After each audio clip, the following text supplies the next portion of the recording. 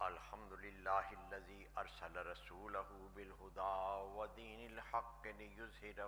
علی الدین کلہ وکفی باللہ شہیدا اما بعد فاعوذ باللہ من الشیطان الرجیم بسم اللہ الرحمن الرحیم اليوم اکملت لکم دینکم واتممت علیکم نعمتی ورضیت لکم الاسلام دینا آمنت باللہ صدق اللہ مولانا العظیم وبلغنا رسوله النبی الکریم الامین ونحن على ذلك لمن الشاہدین والشاکرین والحمد للہ رب العالمین فقد قال اللہ تبارک و تعالی فی شان نبیہ وحبیبہ مخبرا وآمرا ان اللہ وملائکتہ یصلون علی النبی یا ایہا الذین آمنوا صلوا علیہ وسلموا تسلیما اللہم صلی علی سیدنا و مولانا محمد وعلی آل سیدنا و مولانا محمد واصحاب سیدنا و مولانا محمد وبارک وسلم صلی علیہ۔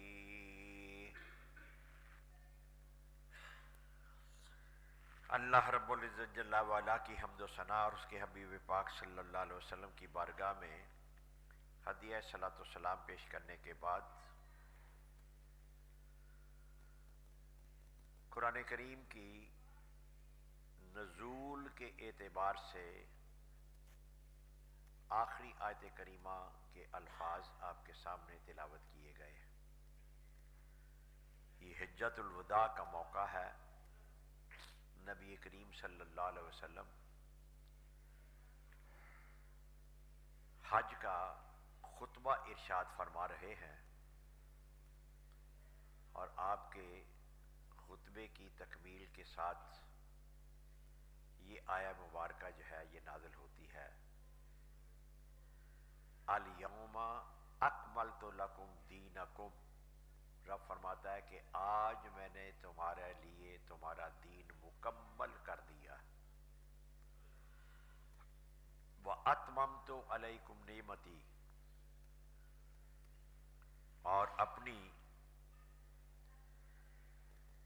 نعمتیں جو ہیں وہ تم پر پوری کر دی ہیں، یعنی دین مکمل ہو گیا اور نعمتیں جو ہیں وہ پوری تمہیں عطا کر دی گئی۔ ان نعمتوں سے مراد یہ ہے کہ تمہاری فکری، اعتقادی، عملی، انفرادی، اجتماعی، گھریلو، ساری زندگی کے جتنے بھی مسائل ہیں وہ سارے مسائل کا حل، ہدایات، اصولی رہنمائی، کئی ایک کی تفصیلات اور جزیات، اور وہ سب کچھ تمہیں عطا کر دیا گیا ہے۔ وَرَضِيتُ لَكُمُ الْإِسْلَامَ دِينًا، اور تمہارے لیے دین اسلام کو پسند کر لیا ہے۔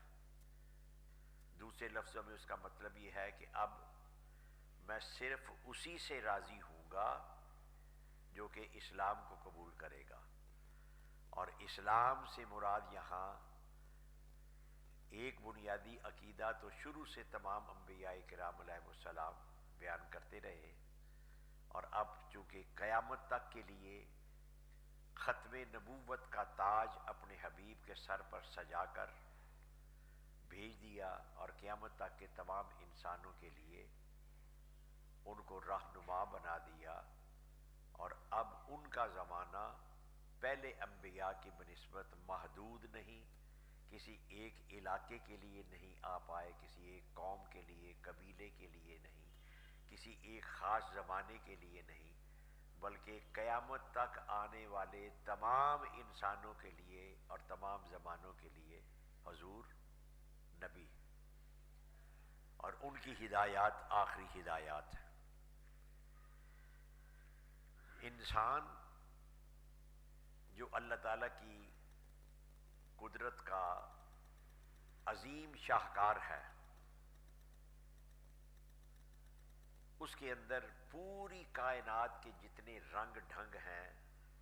جتنے ان کے شیڈز ہیں، اور جانداروں کی جتنی خصلتیں ہیں، بے جان چیزوں کے جتنے اوصاف ہیں، وہ سارے کے سارے انسان کے اندر سمو دیے گئے۔ لہذا اس کو جو اختیار دیا گیا ہے، ارادہ دیا گیا ہے، قوت ارادی دی گئی ہے، عقل اور شعور دیا گیا ہے، وہ اللہ تعالیٰ کی ہدایات کے مطابق جب اس کو استعمال کرتا ہے تو پھر اس کا مقام فرشتوں سے زیادہ ہو جاتا ہے۔ پھر فرشتے بھی آدم کو سجدہ کرتے ہیں، اور اگر یہ اپنا مقام نہ پہچانے تو پھر یہ حیوانوں سے بھی بدتر ہو جاتا ہے۔ اولئک کالانعام، یعنی انسانوں میں سے قرآن یہ بیان کرتا ہے کہ ان میں سے کچھ لوگ جو ہیں وہ چوپایوں کی طرح ہیں، جانوروں کی طرح، بل ہم اضل، بلکہ ان چوپایوں حیوانوں سے بھی گئے گزرے۔ اب یہ دو جہتیں بن جاتی ہیں کہ اگر یہ اپنا مقام جان لے، پہچان لے، اور اللہ تعالیٰ کی ہدایات کے مطابق اپنی زندگی بسر کرے، اور خاص طور پر عقل کا نور جو ساری کائنات میں سے سب سے زیادہ اللہ تعالیٰ نے اپنے اس نامزد کردہ خلیفہ کو، انسان کو، عقل کا نور سب سے زیادہ عطا فرمایا۔ باقی جانداروں کے اندر بھی ان کی زندگی گزارنے کے لیے جتنا ان کو عقل شعور درکار ہے، اللہ تعالیٰ ان کو بھی عطا کرتا ہے۔ چھوٹی سے چھوٹی آپ چیونٹی بھی دیکھیں گے تو اس کے اندر بھی اتنا شعور ہوتا ہے کہ اس کا گھر کدھر ہے، اس نے کدھر کو جانا ہے، کہاں سے اس نے اپنا اناج لینا ہے، اور کتنا اس نے استعمال کر لینا ہے، اور کتنا اپنے مستقبل کے لیے اس نے ذخیرہ کر لینا ہے۔ یہ چیونٹیوں کے کاروان آپ نے دیکھے ہوں گے، قطار در قطار جو ہیں وہ چلی جا رہی ہیں، اور خاص طور پر پھر جب شدید سردی کا موسم ہوتا ہے تو اس کے لیے ان کی پھر حرکت جو ہے وہ کم ہو جاتی ہے۔ وہ گرمیوں کے موسم کے اندر ہی اپنے بلوں میں وہ اناج اور وہ اپنی خوراک کی چیزیں جو ہیں وہ ذخیرہ کر لیتی ہیں، تاکہ ناساز موسم کے اندر ان کو باہر آ کر وہ جد و جہد نہ کرنی پڑے۔ پھر وہ جمع شدہ خوراک،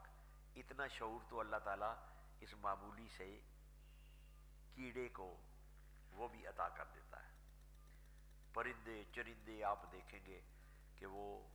ان کی حرکت جیسے جیسے ان کی دائرہ کار اللہ تعالیٰ نے متعین کیا ہے، وہ اس کے اندر حرکت کرتے رہتے ہیں۔ وہ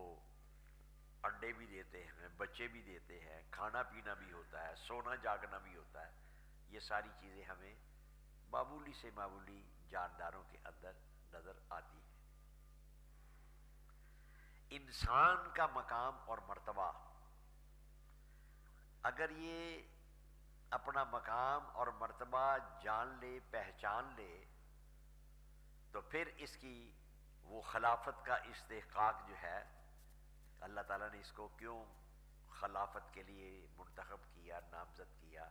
تو وہ نکھر کر سامنے آ جاتا ہے، بشرطے کہ انسان اپنا مقام پہچان لے۔ اور یہ بھی آپ کو ایک عجیب، آپ کائنات کے اندر غور کریں تو پوری کائنات کے اندر جو جو چیز اللہ تعالیٰ نے اپنی حکمت اور قدرت سے پیدا کی ہے، جو اس کا رول متعین کیا ہے مالک نے، کہ تیرا یہ کام ہے، تیری یہ پرواز ہے، تیری یہ حرکت ہے، تیری یہ خوراک ہے، وہ سارے کے سارے اسی بنائے ہوئے نظام قدرت کے مطابق وہ چل رہے ہوتے۔ پوری کائنات کے اندر صرف دو مخلوقات ایسی ہیں کہ جن کے اندر نافرمانی کا مادہ صلاحیت وہ قدرت نے رکھی، ایک جن اور ایک انسان۔ ان دو انواع کے سوا پوری کائنات میں آپ آسمانوں میں دیکھ لیں، زمین میں دیکھ لیں، آپ شجر دیکھیں، حجر دیکھیں، سمندر دیکھیں، پہاڑ دیکھیں، ستارے دیکھیں، چاند دیکھیں، سورج دیکھیں، جو جو رول اللہ تعالیٰ نے ان کا متعین کر رکھا ہے اس کے مطابق وہ چل رہے ہیں۔ یہ دو مخلوقات ایسی ہے کہ ان کو یہ اختیار دیا گیا ہے کہ تم فمن شاء فلیؤمن فمن شاء فلیکفر، جو چاہے وہ ایمان کا راستہ اختیار کر لے اور جو چاہے نافرمانی اور کفر کا راستہ اختیار کر لے۔ وہ جو ان کے اندر، ان دونوں کے اندر، ایک طرف اللہ تعالیٰ نے یہ فرما دیا وَمَا خَلَقْتُ الْجِنَّ وَالْإِنسَ إِلَّا لِيَعْبُدُونَ، ہم نے انسانوں کو اور جنوں کو اپنی عبادت کے لیے پیدا کیا ہے۔ تو انسان کی زندگی کا مقصد اللہ تعالیٰ کی بندگی، اور بندگی عبادت سے مراد جو ہے وہ صرف یہ نہیں ہے کہ ایک وقت کے اندر نماز پڑھ لی اور عبادت کر لی۔ عبادت صرف اس کا نام نہیں ہے۔ عبادت کا مطلب کیا کہ آپ جہاں بھی ہیں، جس جگہ میں ہیں، جس حالت میں ہیں، آپ گھر میں ہیں، آپ مسجد میں ہیں، آپ بازار میں ہیں، آپ دفتر میں ہیں، آپ اپنے کھیت کھلیان میں ہیں، آپ کسی خوشی کی تقریب آپ کی آ رہی ہے، آپ کی کوئی غمی کا منظر جو ہے وہ حالات جو ہیں وہ آئے ہوئے ہیں، آپ دکھ میں ہیں، آپ سکھ میں ہیں، آپ غربت میں ہیں، آپ ماتحت اور عوام ہیں، آپ کو حکمرانی اور اقتدار دیا گیا ہے، آپ جہاں بھی ہیں، جس حالت میں بھی ہیں، تو آپ اللہ کے حکم سے باہر نہیں جائیں گے۔ اس کا نام عبادت ہے۔ ان الحکم الا للہ، حکم جو ہے وہ صرف اللہ کا ہے اور باقی سارے اس کے تابع آتے ہیں۔ انسان کے پاس جو عقل کا نور جو میں بتا رہا ہوں، یہ اتنی اعلیٰ صلاحیت ہے، اتنی زوردار یہ ایک طاقت ہے، قوت ہے، جو اور کسی مخلوق کے پاس اتنی نہیں ہے۔ اور اسی عقل کو، اسی قوت کو اگر یہ ایسی بروئے کار لائے، اللہ کے احکام کے مطابق اس کو خرچ کرے، اس کا نام عبادت ہے۔ اور اگر اسے ڈھیلا چھوڑ دیا تو پھر یہ نافرمانی کی طرف جائے گی، روگردانی اللہ کے احکام اور حکمتوں کو نظر انداز کرے گا، اور پھر شیطان اور نفس یعنی انسان کے لیے معاون قوتیں جو ہیں وہ بھی اللہ تعالیٰ نے بنائی ہیں، اور اس کو گمراہ کرنے والی قوتیں اور اشیاء جو ہیں وہ بھی بنائی ہیں۔ تو سب سے بڑے دشمن ہمارے، سب سے اندر خطرناک دشمن جو ہے وہ تو ہمارا اپنا نفس امارہ ہے۔ اپنا نفس جو ہے وہ انسان کا، وہ اس کی خواہشات جنم لیتی ہیں، اور خواہشات جو ہیں اس کو دائیں بائیں ایسے انحراف کے راستوں پر لے جاتی ہیں۔ تو یہ عقل کا یعنی یہ ایسی تیز رفتار سواری ہے عقل کی کہ اگر اس کو بریک نہ لگائے جائیں اور اس کے اوپر نگرانی جو ہے وہ وحی ربانی کی، اللہ تعالیٰ کی وحی کا جو نظام ہے، اس کے ماتحت اگر عقل کو نہیں رکھا جائے گا تو وہ پھر اس کا حال وہی ہوگا جو ایسی تیز رفتار سواری کے اوپر آپ بیٹھے ہوں کہ جس کی بریکیں ڈھیلی ہوں، لوز بریک، رفتار بڑی تیز اور بریک جو ہے وہ لوز ہو، یا بریک بالکل ہی نہ ہو اور آپ کی سواری کی رفتار جو ہے وہ بہت زیادہ تیز ہو، تو نتیجہ کیا نکلے گا کہ کہیں نہ کہیں ایسا تصادم ہوگا، ایسا حادثہ ہوگا کہ نہ صرف سواری تباہ ہوگی اس تصادم سے، حادثے سے، سوار بھی تباہ و برباد ہوگا۔ تو جیسے تیز رفتار سواری کو کنٹرول کرنے کے لیے بریک کا سسٹم، بریک کا نظام بڑا ضروری اور ناگزیر ہے، اسی طرح انسانی عقل کا جو تیز ترین رفتار یہ رکھنے والی ایک قوت ہے، جب تک وحی الہی کی لگام اس گھوڑے کے منہ زور گھوڑے کے منہ میں نہیں دی جائے گی اور اس تیز رفتار سواری کو وحی الہی کا نظام کی بریک جو ہے وہ اس کو نہیں لگائی جائے گی، تو یہ تباہ و برباد کر دے گی۔ اب یہ دونوں سمتیں جاتی ہیں کہ انسان، فرشتوں سے بہتر ہے انسان بننا، فرشتوں سے بہتر ہے انسان بننا، مگر اس میں لگتی ہے محنت زیادہ۔ فرشتوں کے اندر دو ایسی قوتیں جو کہ کسی کو نافرمانی کی طرف اور غلط راہوں کی طرف لے جا سکتی ہیں، وہ فرشتوں کے اندر اللہ تعالیٰ نے رکھی نہیں ہے، انسان کے اندر بھی ہیں اور جنات کے اندر بھی ہیں۔ وہ کیا ہے؟ ایک ہے غصہ اور ایک ہے شہوت۔ شہوت اور غصہ، یہ دو اوصاف ایسے ہیں کہ یہ فرشتوں کے اندر نہیں ہے، لہذا فرشتوں کے اندر آپ کو کوئی نافرمانی کرنے والا، اللہ تعالیٰ کے حکم سے سرے منہ دائیں بائیں جانے والا جو ہے وہ کوئی مثال نہیں ملے گی۔ دو فرشتوں کا قصہ ملتا ہے، انہوں نے نافرمانی کی تھی، پہلے پارے میں ہی آپ کو ان کا قصہ ملے گا۔ ہاروت اور ماروت، یہ دو فرشتے ہیں، ان کی نافرمانی کی مثال جو ہے وہ ملتی ہے، لیکن وہ جب انہوں نے نافرمانی کی ہے تو وہ اس وقت ملکی صورت میں نہیں تھے، فرشتوں کی صورت میں نہیں تھے، بلکہ ان کو حکمت ربانی کے تحت ان کی سوچ کے نتیجے کے اندر ان کو انسان بنا کر بشری جامہ میں دنیا پہ زمین پر اتارا گیا تھا۔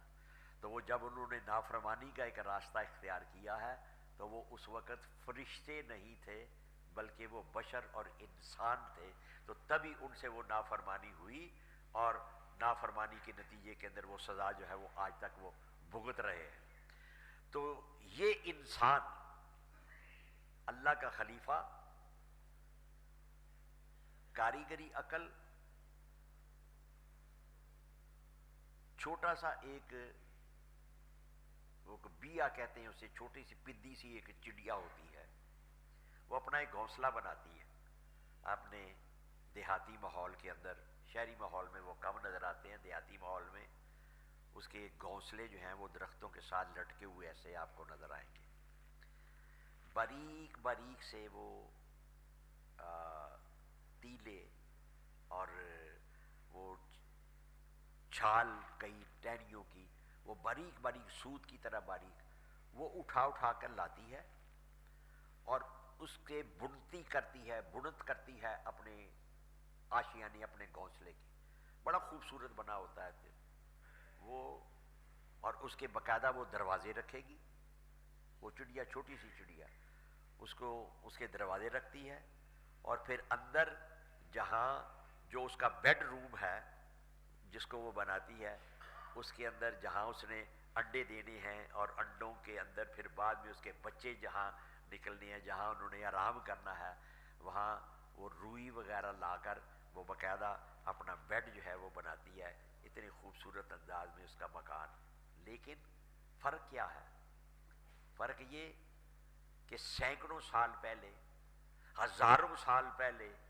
لاکھوں سال پہلے وہ بیا، وہ چھوٹی سی پدی سی چڑیا جو ہے وہ جس انداز کے اندر اپنا وہ گھونسلہ بناتی تھی آج بھی اسی طریقے سے بنا رہی ہے، اس کے اندر کسی قسم کی کوئی امینڈمنٹ، کوئی ترمیم، کوئی اور کوئی ارتقاء، کوئی ایوولوشن کو سلسلہ جو ہے وہ آپ کو نظر نہیں آئے گا، بخلاف انسان کے۔ انسان، اس کو جو اللہ تعالیٰ نے عقل اور شعور دیا تو یہ اس کے اندر وہ ترقی در ترقی در ترقی آپ ذہن کے اندر لائیں، پتھر کے دور سے شروع ہو جائیں، اس کے بعد وہ آہن لوہے کے دور میں آ جائیں، پھر پہیے کے دور میں آ جائیں، اور آج آپ سائنسی ترقی یافتہ دور کے اندر ہم زندگی بسر کر رہے ہیں۔ آپ کو انسان کو ہر دور کے اندر آگے آگے آگے ارتقاء کا سلسلہ جو ہے وہ، آپ عمارتوں کو ہی دیکھ لیں تو ایک ایک آبادی کے اندر آپ کو 100 قسم کی تعمیرات جو ہیں وہ نظر آئیں گی، کوٹھیوں کی الگ الگ شکلیں۔ یہ انسان کو اللہ تعالیٰ نے جو عقل اور شعور دیا اس کو استعمال۔ اب معاملہ کیا رہتا ہے، جو میں نے عبادت کا مفہوم آپ سے عرض کیا، عبادت وَمَا خَلَقْتُ الْجِنَّ وَالْإِنسَ إِلَّا لِيَعْبُدُونِ، ہم نے جنات کو اور انسانوں کو، جنات پہلے ہے، انسان بعد میں آیا ہے، تو ان دونوں مخلوقات کو خاص طور پر اپنی عبادت کے لیے پیدا کیا ہے۔ ہم نے عبادت کا مفہوم بڑا ٹائٹ اور بڑا کلوز اپنی طرف سے ہی، اپنی خواہشات اور اپنے سوچوں کے تحت بڑا محدود کر لیا۔ ہم نے عبادت ہم کس کو سمجھتے ہیں؟ مسجد میں آئے، نماز پڑھی، نوافل پڑھے، فرض پڑھے، سنتیں پڑھی، اس کو ہم نے عبادت یہ نہیں ہے۔ بندہ صرف مسجد کے اندر ہی اللہ کا بندہ نہیں ہے، بندہ جو ہے عبد کا معنی بندہ، عبادت کرنے والا۔ تو یہ عبد کو جو اللہ نے عبادت کے لیے پیدا کیا ہے، تو وہ یہ والا جو ہم مسجد کے اندر آ کر نماز پڑھتے ہیں، یہ اس کا ایک حصہ ہے، یہ ٹوٹل نہیں ہے۔ ہم نے کیا کیا کہ چھوٹے چھوٹے اجزاء جو تھے، جزیات کو ہم نے کلیات بنا لیا۔ وہ بڑا ایک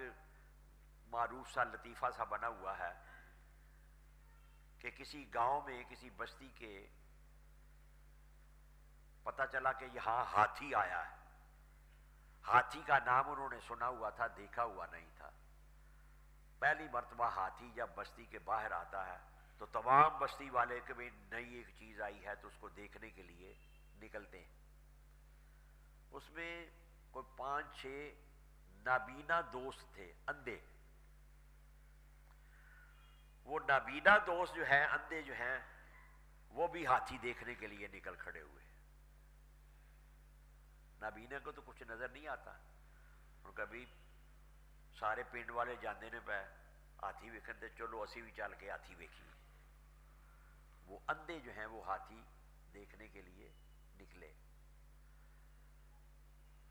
آنکھوں کی بصارت تو ہے نہیں، تو اب انہوں نے کیا کیا کہ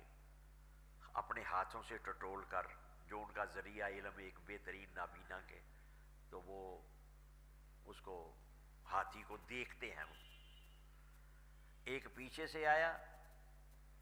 اس کے ہاتھ میں دم آئی ہاتھی کی، تو وہ اس کو ہاتھ پھیر کے دیکھ لیا جو اس کے شعور کے مطابق۔ ایک جو تھا وہ آگے سے سونڈ کی طرف سے آیا، اس نے سونڈ کے اوپر اس نابینا نے اپنے ہاتھ پھیر لیے اور اپنے ذہن کے اندر ہاتھی کا ایک کنسیپٹ جو ہے وہ اس نے بنا لیا۔ ایک مختلف، ایک نے کانوں کو ہاتھ، وہ کان جو ہے وہ ہاتھی کے ایسے مسلسل ہلتے رہتے ہیں جیسے پنکھا چلتا ہے نا، وہ ہلتے رہتے ہیں۔ اس نے کانوں کے اوپر ہاتھ پھیر کے دیکھ لی۔ ایک کو موقع لگا تو اس نے اس کی باڈی کے اوپر ایسے ہاتھ پھیر کے دیکھ لی۔ اب یہ سارے اندھے ہاتھی کو دیکھ کر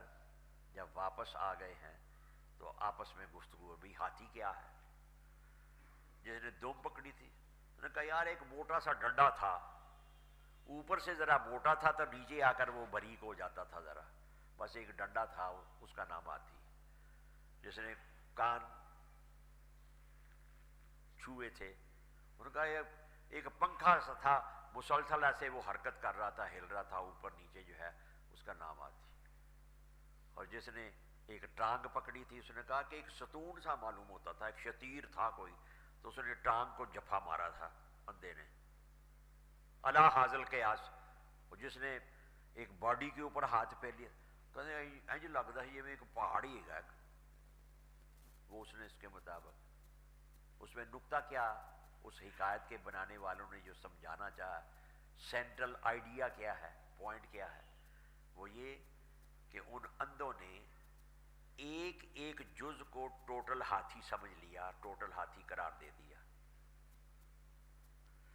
اب اپنی جگہ پر اپنی نالج کے اعتبار سے ان میں سے ہر ایک وہ سچ بول رہا تھا، ان میں اس اعتبار سے جھوٹا کوئی نہیں تھا کہ جان بوجھ کر غلط بیانی سے کام لے رہا، نہیں، ان کا شعور ہی اتنا تھا۔ تو جو اپنی شعور، جو ان کا نالج بایا، اس کے مطابق انہوں نے وہ سچ بول رہے تھے، جس کو ایک ایک عضو کو انہوں نے ٹوٹل تو ہاتھی جو ہے وہ ایک یا دو یا تین الگ الگ اعضاء کا نام نہیں، ہاتھی ایک ٹوٹیلٹی کا نام ہے، ایک پورے کا پورا وجود ہے۔ تو وہ ہم یہ کرتے ہیں، ہم کیا کرتے ہیں، ہم نے بہت سارے مفاہیم جو ہیں، جس میں اس وقت میں عبادت کا ذکر کر رہا ہوں، ہم عبادت کا جب لفظ بولتے ہیں تو ہمارے ذہن کے اندر ہوتا ہے کہ مثلا نماز پڑھ لی ہے، روزہ رکھ لیا ہے، اگر اللہ تعالیٰ نے توفیق دی ہے مالی اعتبار سے تو حج کر لیا ہے۔ یہ عبادتیں ہیں، یہ عبادتیں ہیں، لیکن یہ ٹوٹل عبادت نہیں ہے۔ ٹوٹل عبادت، مجموعی طور پر عبادت کس چیز کا نام ہے کہ ہماری پوری کی پوری زندگی عبد عبادت کرنے والا، معبود جس کی عبادت کی جائے، وہ جو ہمارا معبود ہے، وہ جو ہمارا خالق ہے، ہمارا مالک ہے، ہمارا رازق ہے، وہ کسی ایک جگہ پر ہے؟ نہیں، اللہ نور السماوات والارض، وہ تو زمین و آسمان کا مالک بھی ہے، خالق بھی، اور زمین و آسمان کا اجالا اور نور اور روشنی بھی۔ کوئی کائنات کا کوئی ایک ذرہ بھی اس کے وجود سے خالی نہیں ہے۔ اسی طرح عبد جو ہے عبادت کرنے والا، وہ اپنے اس اللہ لا الہ الا هو الحی القیوم، وہ حی بھی ہے، وہ قیوم بھی ہے۔ یہاں دنیا کے حکمران جو ہیں، وہ تو ان کا یہ حالت ہوتی ہے کہ وہ کوئی آج حکمران ہے، کل وہ نہیں ہوگا، اور آج جو حکمران ہے تو وہ کسی ایک خاص خطے کا ہوگا نا، خاص ایک محدود سے علاقے کا ہوگا، وہ ساری کائنات کا تو حکمران نہیں ہے۔ اللہ کی ذات وہ حی بھی ہے، وہ قیوم بھی ہے، اور کہاں ہے وہ؟ فَأَيْنَمَا تُوَلُّوا فَثَمَّ وَجْهُ اللَّهِ۔ تم پوری کائنات کے چاہے اپنے اندر غور کرو اور چاہے اس کی کائنات کے باہر غور کرو، تم جہاں بھی غور کرو گے، فکر کرو گے، اگر تمہارے پاس وہ ایمانی آنکھ موجود ہے تو ہر طرف جدھر دیکھتا ہوں ادھر تو ہی تو ہے۔ تو وہ اللہ کی صفات کے، ذات کے، اس کی قدرتیں، اس کے جلوے ہر جگہ موجود ہیں۔ تو جب ہمارا معبود وہ کسی ایک مقام میں محدود نہیں ہے،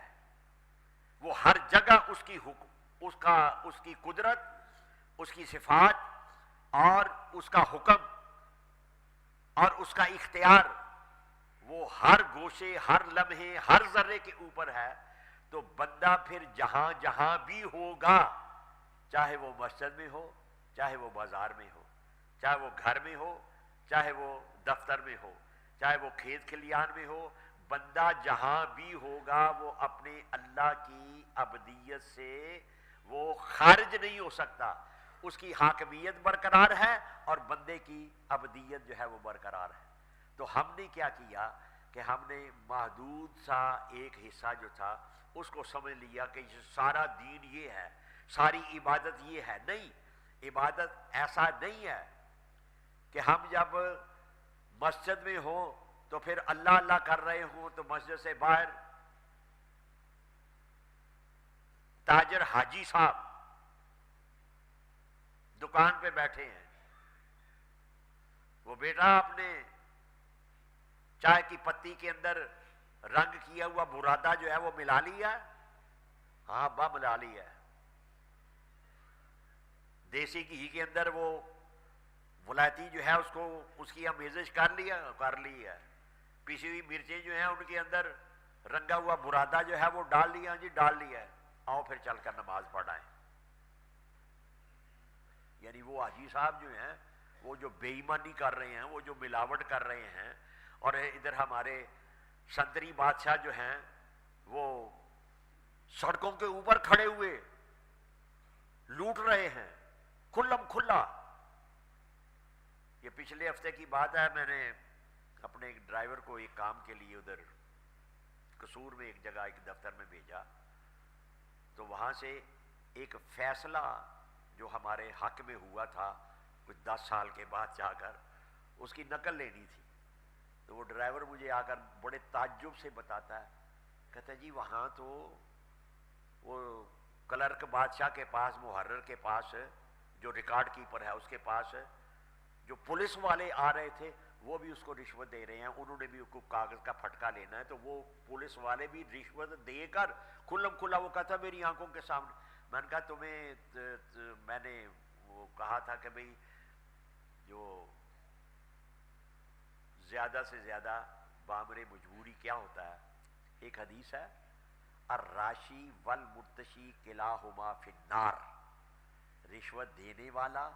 اور رشوت لینے والا دونوں جہنمی. میں ایک کرنل صاحب کی، وہ جب کسی زمانے میں ادھر فوجی عدالتیں بھی لگی تھی، مختلف تھانوں کے اندر فوجی حضرات بھی آ کر بٹھا دیے گئے تھے، اور ایک کرنل صاحب کی عدالت میں جانے کا اتفاق ہوا. تو وہاں ایک مقدمہ مجھ سے پہلے، میری باری بعد میں تھی، اس کا مقدمہ زیر سماعت. تو وہ ایک غریب آدمی اپنی بپتا سنا رہا ہے کہ جی مجھے اتنی رشوت جو ہے وہ دینی پڑی، اور یہ اس نے وہ میرا مال بھی کھا لیا ہے اور میرا کام بھی نہیں دیا.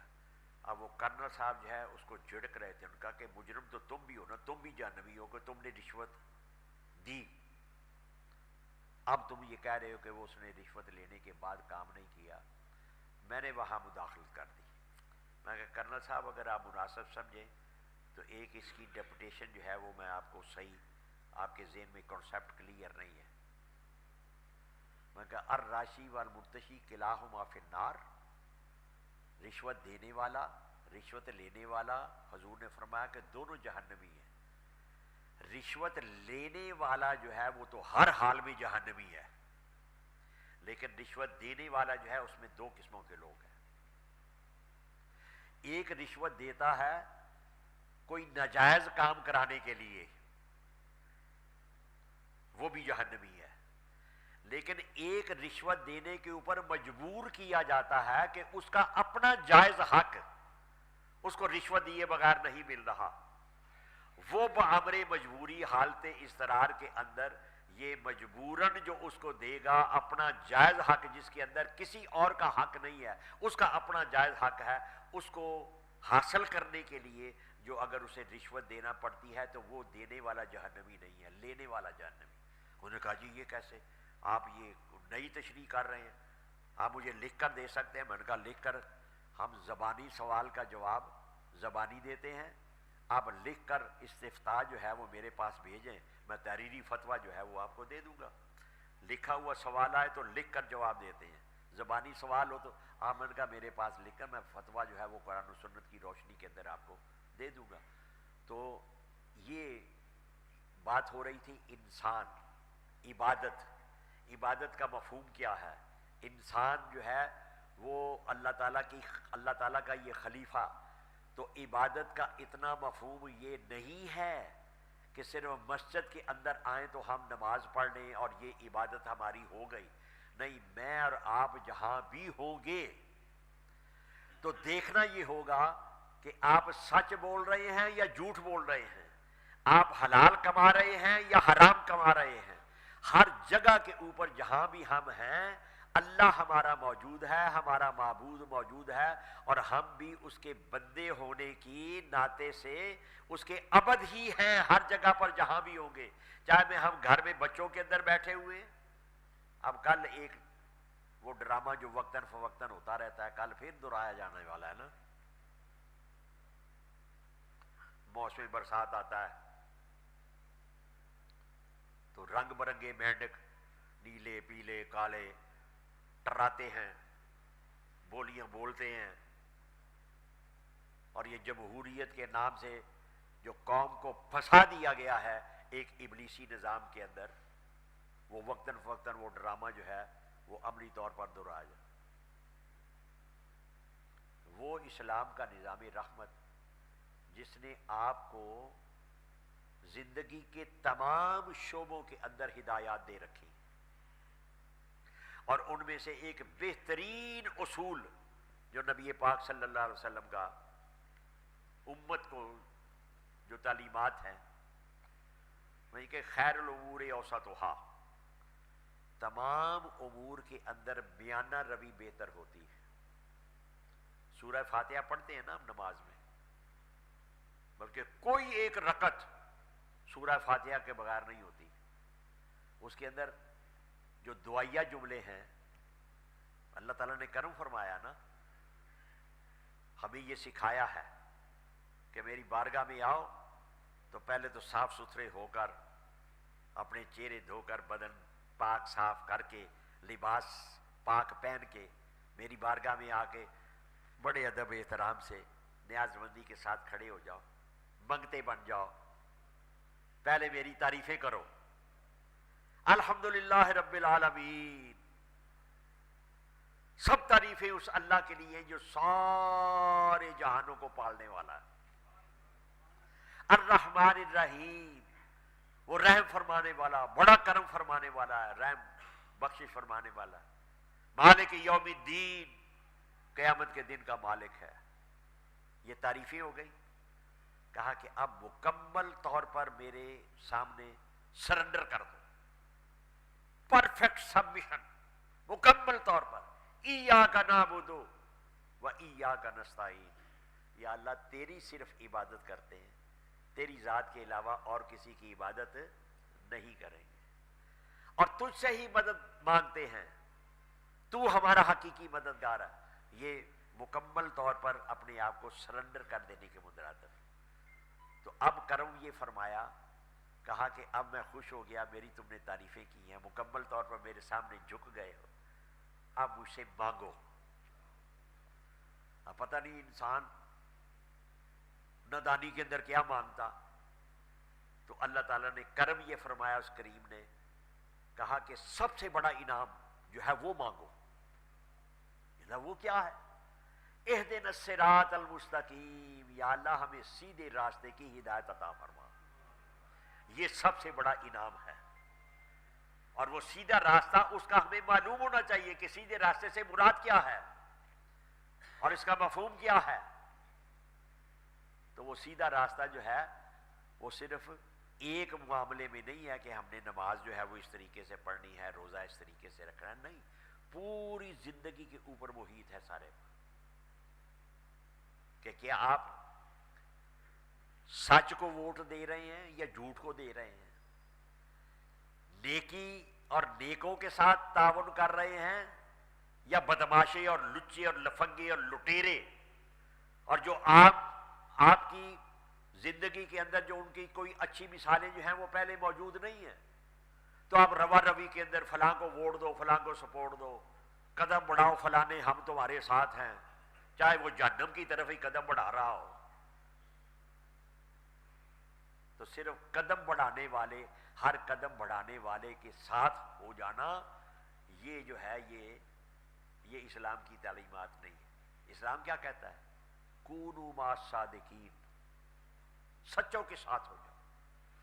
وہ اب میری اور آپ کی ذمہ داری ہے۔ تو یہ بھول بھلائیوں کا نظام جو ہے وہ ایک جمہوریت کے نام سے جو ہمارے اوپر مسلط کر دی گیا۔ مجھے اکثر ایسے موقع پر وہ چائنا کی ایک تفریح گاہ ہے، وہ اس کا نام انہوں نے رکھا ہوا ہے فاربیڈن سٹی، بھول بھلائیوں کا شہر۔ عمارت ہے ایک بہت بڑی، ایک رقبے کے اندر، تو وہ زگ زیگ اس کے اندر ایسے بنائے ہیں کہ وہ ایک طرف سے بندہ جب داخل ہو جائے تو وہ واپس نہیں آ سکتا، اس نے پھر پار ہی جانا ہے۔ تو وہاں انہوں نے وارننگ بھی لکھی ہوئی ہے وہ انٹرنس کے اوپر کہ وہ یہاں جو بندہ کمزور دل کا ہو نا، وہ اس کے اندر نہ جائے، کہیں اندر ہی ہارٹ اٹیک نہ ہو جائے اسے گھبراہٹ کے اندر۔ تو یہ بھول بھلائیوں کا یہ جمہوریت کے نام سے جو ایک تماشے کے اندر ہمیں، اور کل ہم نے اس تماشے کے اندر ہم نے شریک ہونا ہے، نمائندے اپنے منتخب کریں، اب پھنسے ہوئے ہیں، مرتا کیا نہ کرتا۔ تو اس میں جہاں آپ اپنی پرائورٹیز طے کرتے ہیں، اپنی ترجیحات، اپنی پسند ناپسند، ووٹ سپورٹ اگر کسی کو دینا ہے، تو جہاں آپ دیگر اس کی اہلیتیں صلاحیتیں دیکھیں، سب سے پہلے یہ دیکھیں کہ دینی اور اخلاقی اور کردار کے اعتبار سے اس کا ماضی بندے کا کیسا ہے۔ اور دینی اعتبار سے آج 4 سوالات جو ہیں ان کو ذہن میں رکھ لیں۔ اور یہ آخری بات، آج کے خطبے کا آخری حصہ، علامہ اقبال انہوں نے اپنے فرزند جاوید اقبال کے نام سے ایک، وہ آخر میں آج کے خطبے کے آپ کے شعر نظر کر رہا ہوں، جاوید اقبال کے نام، پچھلے مہینے فوت ہو گئے، وہ بھی اللہ کو پیارے ہو گئے جاوید۔ تو اصل سے تو جاوید کے عنوان سے انہوں نے امت مسلمہ کے ہر بیٹے کو خطاب کیا ہے۔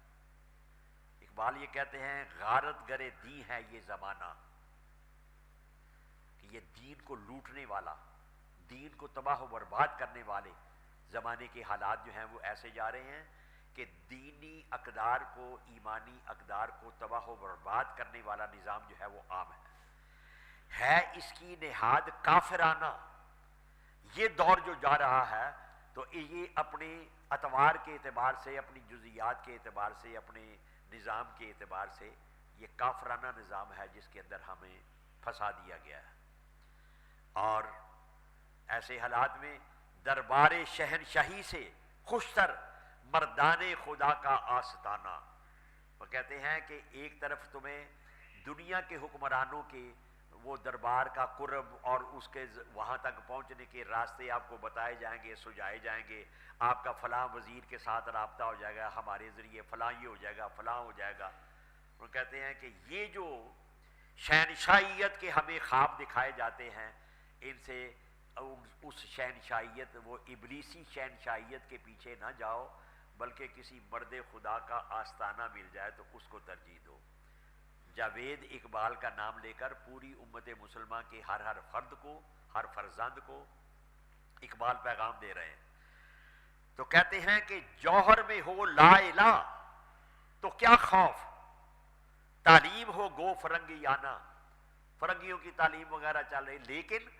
اگر تیرے اندر لا الہ الا اللہ محمد رسول اللہ کا چراغ اگر جل رہا ہوگا تو پھر فرنگی تعلیم جو ہے وہ تمہارے اوپر اثر انداز نہیں ہو سکے گی۔ وہ کلمے کا چراغ جو ہے وہ اللہ تعالیٰ کی وحدانیت کا، اللہ تعالیٰ کی توحید کا، اللہ کی ذات کے اوپر ایمان کا، اور اللہ کی ذات کی عبادت جیسے کہ میں بتا رہا ہوں کہ زندگی کے تمام مراحل کے اندر، صرف یہ نہیں کہ مسجد کے اندر آ گئے تو عبادت کر لی اور گھر کے اندر ہوئے تو جو مرضی کر لیا، نہیں، گھر میں، بازار میں، دفتر میں، جہاں بھی ہو، آپ سڑک پر ہوں، آپ دوستوں کے اندر ہوں، آپ خلوت میں ہوں، آپ جلوت میں ہوں، ہر حالت میں بندہ بندگی کے اندر رہے، اب جو ہے وہ عبادت کے اندر رہے، اور اپنے اللہ حاکم اور حاکمیت جو اس کا خالق ہے، مالک ہے، اس کی حاکمیت بھی ہر جگہ کے اوپر برقرار ہے۔ تو کہا کہ جوہر میں ہو لا الہ تو کیا خوف، تعلیم ہو گو فرنگیانہ۔ بعض اوقات ماحول کے اندر ایسے ہی باطل چیزیں جو ہیں وہ آ جاتی ہیں، لیکن تمہارے اندر اگر ایمان کا چراغ جو ہے وہ جل رہا ہوگا اور اس کو تم بجھنے نہیں دو گے۔ پرانے چراغ جو تھے ان کو جلائے رکھنے کے لیے لالٹین کو وہ چند اجزاء کی ضرورت ہوتی ہے، تو اس میں تیل ایک پڑتا تھا۔ آج بھی جہاں لالٹین ہوگی یا پرانا چراغ ہوگا تو وہ تیل پڑتا ہے اس کے اندر۔ تو لا الہ الا اللہ محمد رسول اللہ کا چراغ جو ہے وہ کیسے جلتا رہ سکتا ہے، جب اس کے اندر نیک اعمال کا تیل جو ہے وہ ساتھ ساتھ وہ پڑتا رہے، تو پھر وہ چراغ جو ہے وہ جلتا رہے گا۔ اور نیک اعمال، ظاہر بات ہے کہ عمل ایک دن میں نہیں ہوتا، زندگی کی کسی ایک گوشے میں نہیں ہوتا، ہماری پوری کی پوری زندگی جو ہے، جب آپ سو رہے ہوں تو کم از کم اتنا کریں کہ آج کا دن جو ہے اس کے متعلق ایک تائرانہ نظر دے کہ آج مجھ سے کیا کیا غلطی ہوئی ہے،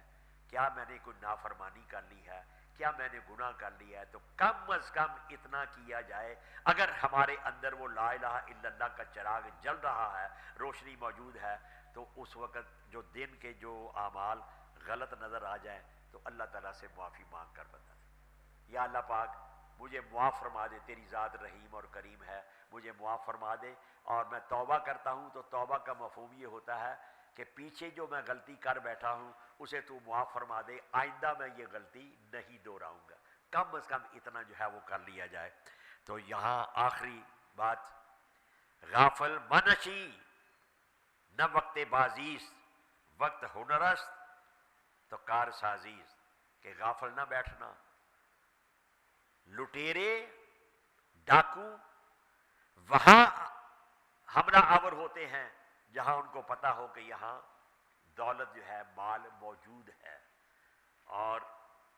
آج کے دور کی ابلیسی قوتیں